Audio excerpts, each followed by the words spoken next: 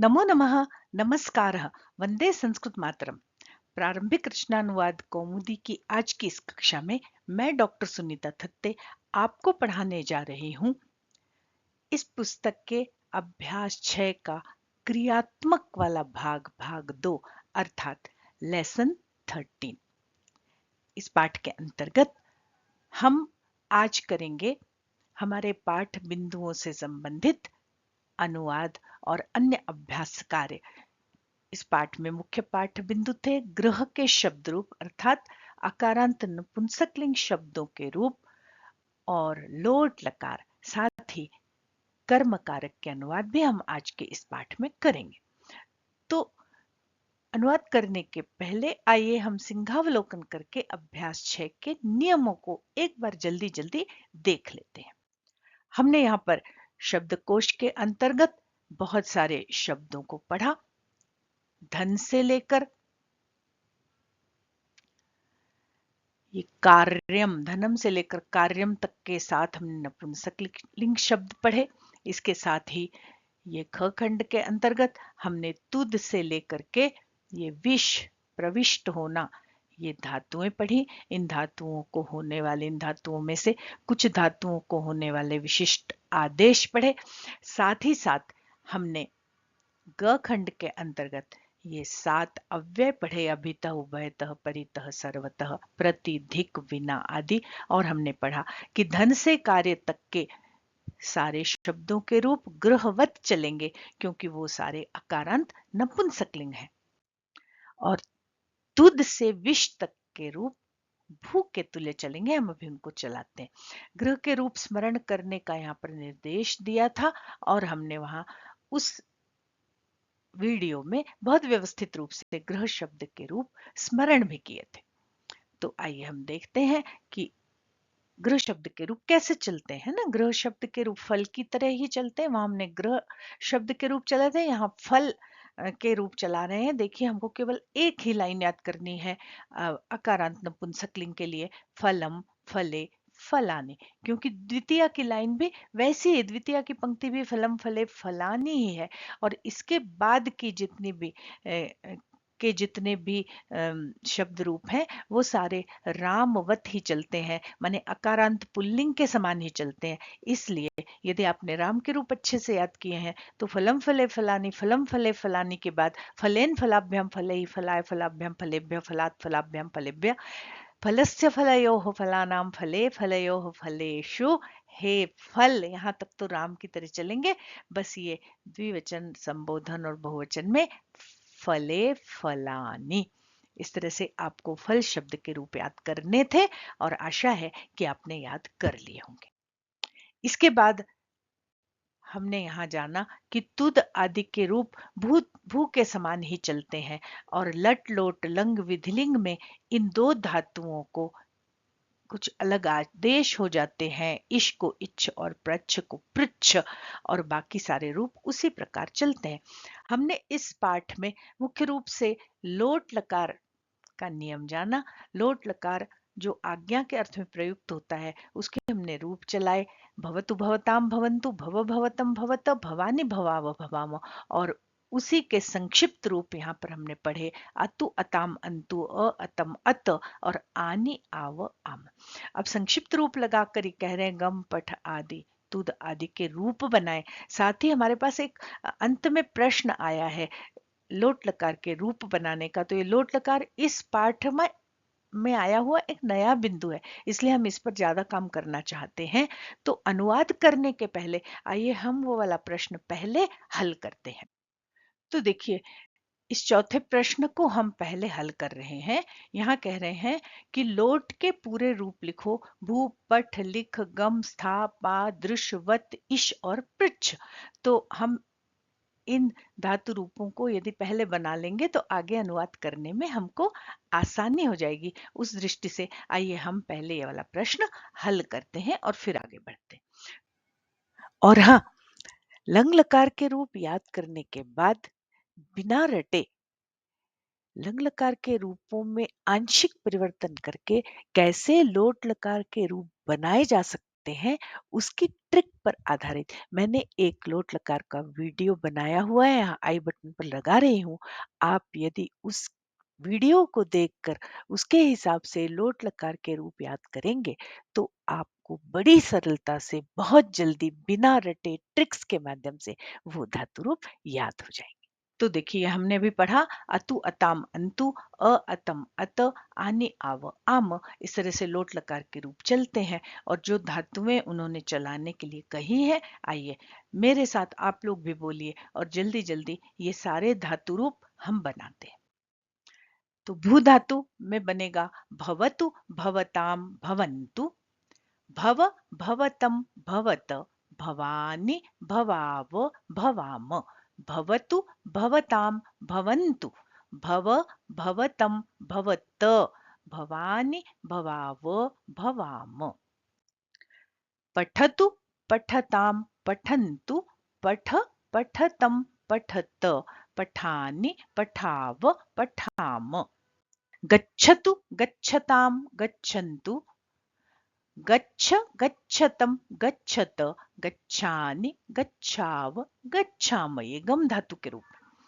अब आइए तुद धातु, तुदतु तुदताम तुदंतु, तुद माने दुख देना, तुद तुदतम तुदत, तुदानि तुदाव तुदाम।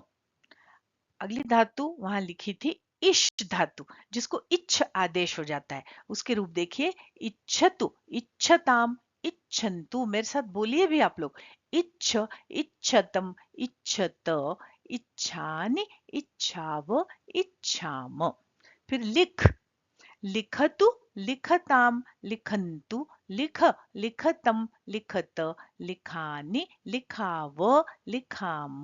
देखिए ये लिखाव लिखाम लिखत लिख, ये सारे स्वरांत पद हैं, इसलिए यहाँ पर अ का उच्चारण अच्छी तरह से करना बहुत आवश्यक है, क्योंकि अगर आप इसको लिखत लिख लिखाओ लिखाम ऐसा बोलेंगे तो लिखते समय बहुत भ्रम होगा कि हम इसमें हल लगाएं कि न लगाएं। इसलिए लिख लिखत लिखाव लिखाम, जहां पूरा अ है वहां पूरे अ का स्पष्ट उच्चारण करें, और जहां हलंत लगाए जैसे लिखताम लिखतम, इसमें म को बोल के या त कहीं लगा है तो उसको जल्दी से बोल के हम आगे बढ़े। चलिए अगली स्लाइड देखते हैं। पृच्छ धातु, धातु होती है प्रच्छ और उसको आदेश हो जाता है पृच्छ, रूप चलते हैं पृच्छतु पृच्छताम पृच्छन्तु, पृच्छ पृच्छतम पृच्छत, पृच्छानि पृच्छाव पृच्छाम। फिर पश्य, मूल धातु होती है दृश, दृश माने देखना, और रूप चलते हैं पश्यतु पश्यताम पश्यन्तु, पश्य पश्यतम पश्यत, पश्यानि पश्याव पश्याम। इसके बाद हमने दो नियम जाने। पहला नियम कर्मणि द्वितीया, कर्म कारक में द्वितीया होती है, और हमने उस वीडियो में मतलब लेसन 12 के वीडियो में यह भी जाना कि द्वितीया या कर्म किसे कहते हैं। साथ ही हमने ये एक उपपद विभक्ति का नियम जाना कि अभितः उभयतः परितः सर्वतः प्रतिधिक और विना, इनके साथ माने इनके योग में द्वितीय विभक्ति होती है। माने ये शब्द ये पद जिनके साथ आते हैं उनमें अन्य कोई विभक्ति नहीं लगती, द्वितीय लगती है। केवल विना एक ऐसा अव्यय है जिसके साथ द्वितीय भी लगती है, तृतीया भी लगती है और पंचमी भी लगती है, जिसको हम आगे पढ़ेंगे। उसके बाद हमने उदाहरण के कुछ वाक्य पढ़े। वह पुस्तक पढ़े, देखिए आज्ञा के अर्थ में, सह पुस्तकम पठतु, वह पुस्तक पढ़े। तू खाना खा, त्वम भोजनम खाद, तू खाना खा।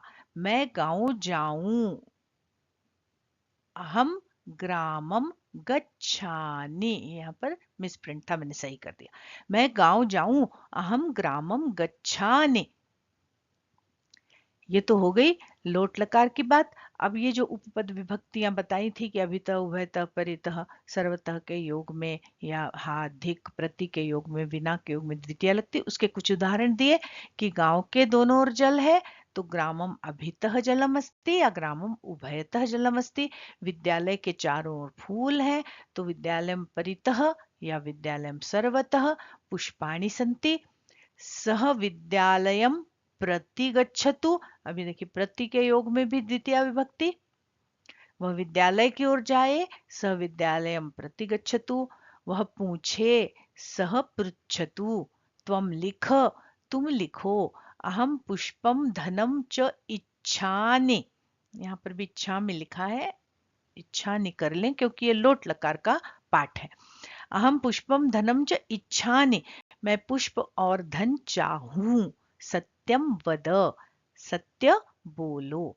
इस तरह से ये उदाहरण के वाक्य देखने के बाद आपको ये अनुवाद दिए गए थे और आपको ये अनुवाद अपनी कॉपी में करके रखने थे। तो आपने अगर किए हुए हैं तो उनको खोल लीजिए और अब इस वीडियो में उत्तरों को देख करके अपने उत्तरों की जांच करें। तो ये देखिए, इसको मैंने थोड़ा व्यवस्थित लिख लिया है। तो देखिए, संस्कृत बनाओ क, वह पुस्तक पढ़े। सह पुस्तकम पठतु, वह गांव जावे। सह ग्रामम गच्छतु, वह फल खावे। सह फलम खादतु, वह पत्ते को छुए। सह पत्रम स्पृशतु। अब देखिए, को लिखा है तो भी, नहीं लिखा है तो भी वो अंडरस्टूड है, हमको वहां द्वितीय लगानी है। वह पुस्तक पढ़े या वह पुस्तक को पढ़े, वह फल खावे या वह फल को खावे, एक ही बात है। वह फूल चाहे, मतलब फूल को चाहे। सह पुष्पम इच्छतु, वह पत्र लिखे। सह पत्रम लिखतु। अगला देखिए, तू ज्ञान और धन चाह। तो पहले कर्ता और क्रिया देखिए। त्वम इच्छ, तू चाह, क्या क्या चाह, ज्ञान और धन चाह। तो त्वम ज्ञानम धनम च इच्छ, तू आ। त्वम आगच्छ, तू वहां जा। आगच्छ, और तू यहां आ। तो त्वम अत्र आगच्छ, तू वहां जा। त्वम तत्र गच्छ, तू असत्य न बोल। तो त्वम असत्यम मा वद, या न वद भी लिख सकते हैं। तू सत्य बोल, तो असत्यम मा वद, सत्यम वद। त्वम सत्यम वद। तू भोजन पका। त्वम भोजनम पच। ये देखिए, ज्यादातर हम लोग लोट लकार का प्रयोग तू और तुम सबके लिए ही करते हैं, इसलिए यहाँ पर मध्यम पुरुष के बहुत सारे वाक्य हैं। तू सज्जन को दुख न दे। त्वम सज्जनम, दुख देने के लिए तुद धातु आई है, तो त्वम सज्जनम मा तुद। तुद तुदतम तुदत, तू घर में प्रविष्ट हो। त्वम गृहम प्रवेश। देखिए, घर में लग रहा है सप्तमी लगेगी, पर सप्तमी नहीं लगेगी क्योंकि जो गति के अर्थ वाली धातुएं होती हैं उनमें हमेशा द्वितीय ही लगती है। चलिए अगला देखते हैं। ग खंड के अंतर्गत मैं मतलब उत्तम पुरुष के वाक्य हैं। मैं प्रश्न पूछूं। अहम प्रश्नम प्रश्नम पृच्छामि, मैं विद्या पढ़ूं। अहम विद्याम पठामि, मैं पत्र लिखूं। अहम पत्रम लिखामि, मैं पुस्तक चाहूं। अहम पुस्तकम इच्छामि, मैं फल छूऊं। अहम, मैं फूल छूऊं। अहम पुष्पम स्पृशामि, मैं फूल छूऊं। अहम पुष्पम स्पृशामि। यहाँ देखिए, सारे वाक्य जो है एक वचन के हैं। अब आगे प्रश्नों में हमें इनके बहुवचन करना होंगे। अभी आया घ खंड। इस घ खंड के अंतर्गत जितनी भी उपपद विभक्तियों से संबंधित आपने शब्द अभी जाने, उन शब्दों का प्रयोग करके यहाँ पर हमको अनुवाद करना है। उभयतः, अभितः, परितः, सर्वतः, धिक और विना आदि। तो देखिए, नगर के दोनों ओर जल है, तो नगरम उभयतः जलम अस्ति। गांव के चारों ओर वन है, ग्रामम परितः वनम अस्ति। घर की ओर जाओ, गृहम प्रति गच्छ। दुर्जन को धिक्कार है, तो धिक के योग में द्वितीया लगती, द्वितीया लगेगी। दुर्जनम धिक, विद्या के बिना ज्ञान नहीं होता, विना के योग में द्वितीया लगेगी। ऐसा अभी हमने इस पाठ में पढ़ा। आगे हम पढ़ेंगे कि विना के योग में द्वितीया भी लगती है, तृतीया भी लगा सकते हैं और पंचमी भी लगा सकते हैं, पर षष्ठी नहीं लगती। दिखने में लगता है कि ये षष्ठी का ही वाक्य होगा, क्योंकि यहाँ देखिए के लिखा है ना, काके की षष्ठी का चिन्ह होता है। पर विद्या के बिना भी अगर लिखा है तो भी विना शब्द आया है, ये उपपद विभक्ति है, तो इसकी वजह से ये विना शब्द के योग में जिसके साथ इसका संबंध होगा उसमें द्वितीया ही लगेगी। द्वितीया, तृतीया या पंचमी। तो यहाँ अभी हम द्वितीय का पाठ पढ़ रहे हैं तो हम द्वितीया ही लगाएंगे। विद्याम विना ज्ञानम न भवति, विद्याम बिना ज्ञानम न भवति। अब देखिए कुछ अशुद्ध वाक्यों को शुद्ध करना था और क्रिया में देखिए गलती थी। त्वम वदतु नहीं होगा, ये वदतु प्रथम पुरुष की क्रिया है, त्वम मध्यम पुरुष का करता है, तो त्वम असत्यम न वद। त्वम गृहे प्रविशन्तु, ये प्रथम पुरुष बहुवचन की क्रिया है, त्वम के साथ होगा त्वम गृहम प्रविश। दुर्जनस्य धिक है ना, दुर्जन को धिक्कार है, यहाँ षष्ठी लगा दी है, पर धिक इस पद के योग में हमेशा द्वितीया लगती है, इसलिए दुर्जन में द्वितीया लगेगी और हमारा पद बनेगा दुर्जनम धिक। तो ये चौथा प्रश्न है कि दो क ख और ग, जैसा कि हमने वहां कहा था कि वो सारे वाक्य एक वचन में थे, तो उन वाक्यों को बहुवचन में बदलो। बदलना था, आपने कॉपी में किए होंगे। अब आइए हम इनको बहुवचन में बदलते हैं। तो देखिए, वह पुस्तक पढ़े, हमने किया था सह पुस्तकम पठतु, इसका बहुवचन होगा वे सब पुस्तकें पढ़ें, तो ते पुस्तकानि पठन्तु। वह गांव जावे, सह ग्रामम गच्छतु, वे सब गांव जावे, तो ते ग्रामम गच्छन्तु। वह फल खावे, हमने किया था सह फलम खादतु, वे सब फल खावे, तो ते फलानि खादन्तु। वह पत्ते को छुए, सह पत्रम स्पृशतु, वे सब पत्तों को छुए, तो ते पत्रम स्पृशन्तु या ते पत्राणि स्पृशन्तु, दोनों ही लिख सकते हैं। वह फूल चाहे, हमने लिखा था सह पुष्पम इच्छतु, वे सब फूल चाहे, तो ते पुष्पम इच्छन्तु, या पुष्प को भी आप बहुवचन में ले जा सकते हैं, ते पुष्पाणि इच्छन्तु। वह पत्र लिखे, सह पत्रम लिखतु, वे सब पत्र लिखें, तो ते पत्राणि लिखन्तु।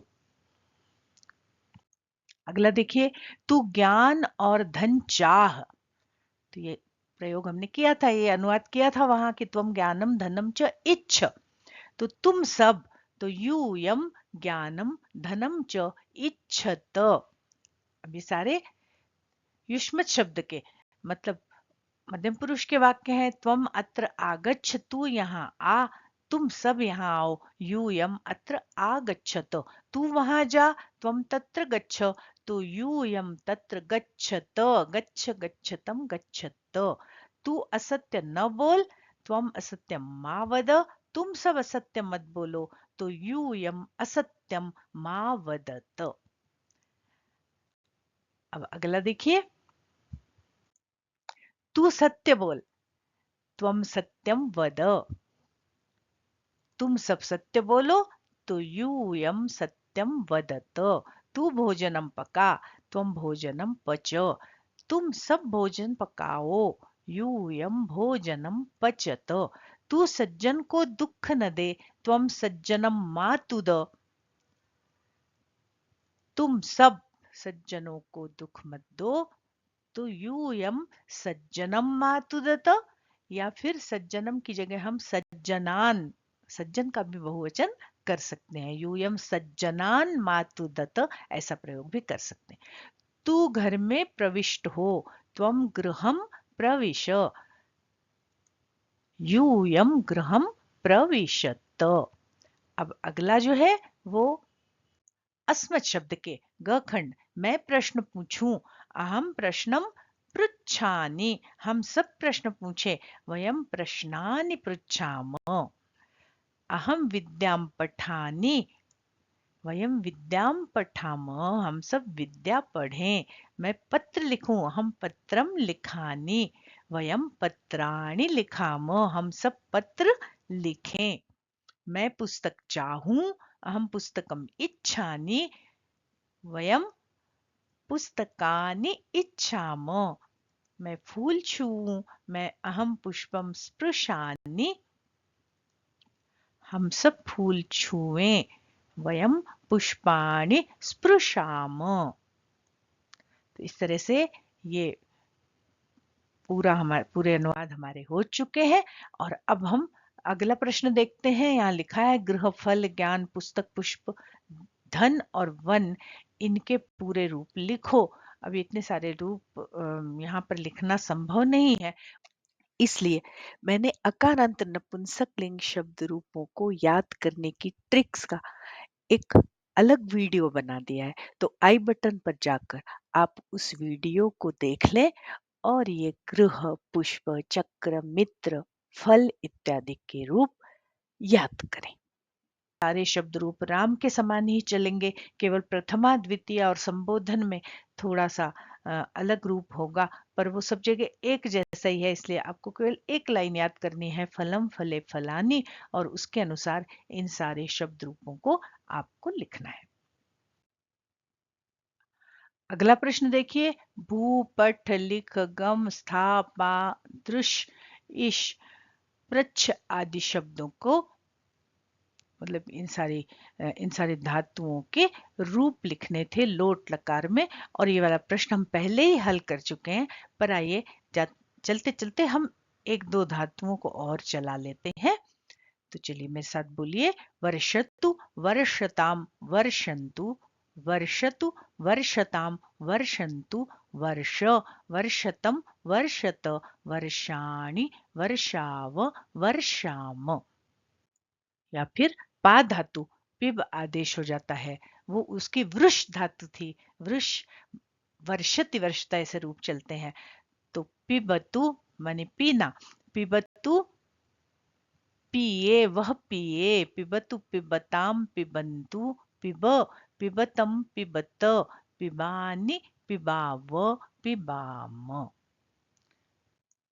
अब देखिए अगला प्रश्न था कि वाक्य बनाना था। ये सारे जितने शब्द लिखे हैं, अभित, उभयत, परित, सर्वत, प्रतिधिक, विना इत्यादि, इनका प्रयोग करके वाक्य निर्माण करना था। आप लोगों ने जो भी वाक्य बनाए हो वो सब सही है, मतलब सही ही बनाए होंगे।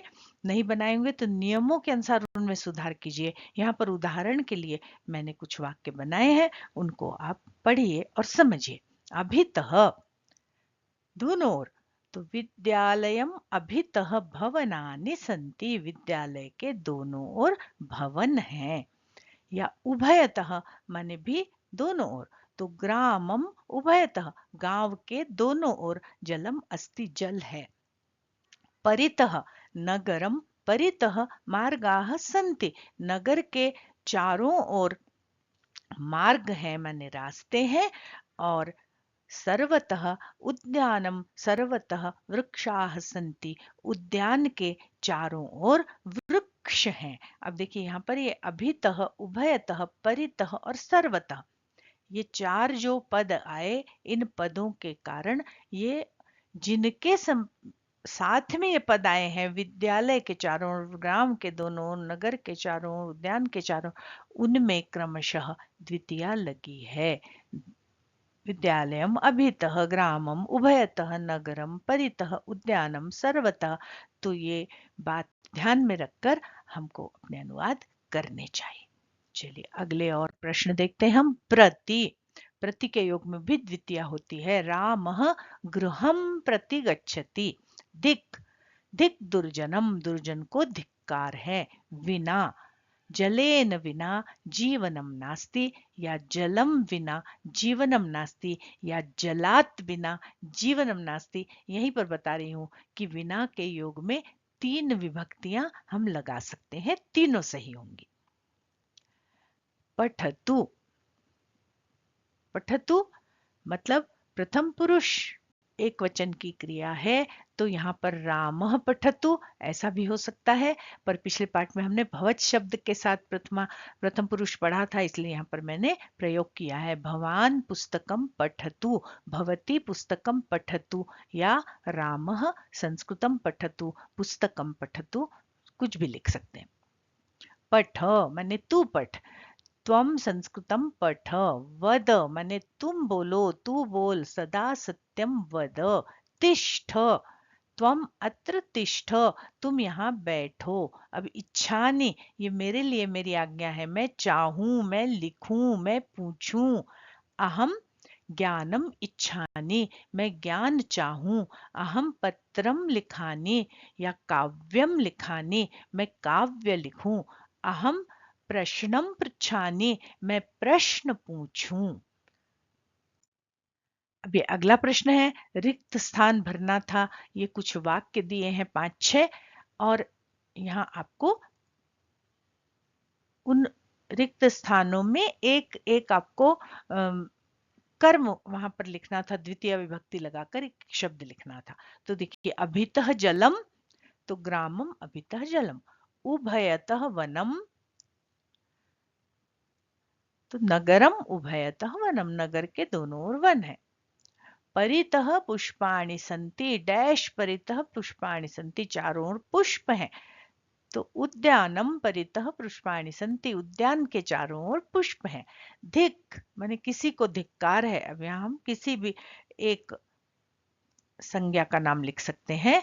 रावणम धिक, दुर्जनम धिक। त्वम डैश पठ तुम पढ़ो, तो त्वम संस्कृतम पठ, त्वम गीताम पठ, त्वम रामायणम पठ आदि कोई सा भी एक कर्म हम यहाँ पर लगाकर लोट लकार का वाक्य बना सकते हैं। आशा है कि आपको इस पाठ में पढ़ाए गए सारे अनुवाद अच्छे से समझ में आ गए होंगे। तो जल्दी से वीडियो को लाइक कीजिए, अपने अच्छे कमेंट्स दीजिए, अपने मित्रों के साथ शेयर कीजिए और आपने अगर चैनल को सब्सक्राइब नहीं किया है तो इसे सब्सक्राइब कर लीजिए। हाँ, यदि आपने इसके पहले का लेसन 12 का नियमों वाला वीडियो नहीं देखा है तो वो आई बटन पर लगा रही हूँ, उसे देख लीजिए। साथ ही णत्व विधान के वीडियो भी आपको देखना बहुत आवश्यक है, ताकि आगे धातु रूप और शब्द रूप बनाते समय आप अच्छी तरह ये जान सके कि कहाँ पर न कोण करना है और कहाँ पर नहीं करना है। आज के लिए बस इतना ही। बहुत शीघ्र मिलते हैं प्रारंभिक रचना अनुवाद कौमुदी के अगले पाठ के साथ। तब तक के लिए नमस्कार। जयतु संस्कृतम, जयतु भारतम, पुनर्मिलामः।